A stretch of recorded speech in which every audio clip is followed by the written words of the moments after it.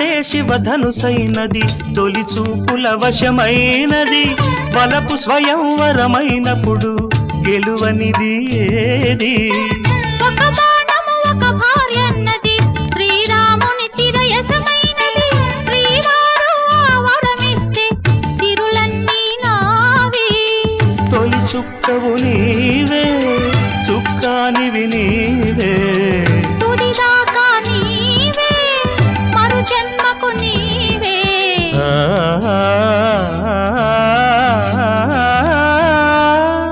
జానకి కలగనలేదు రాముని సతి కాగలనని ఏనాడు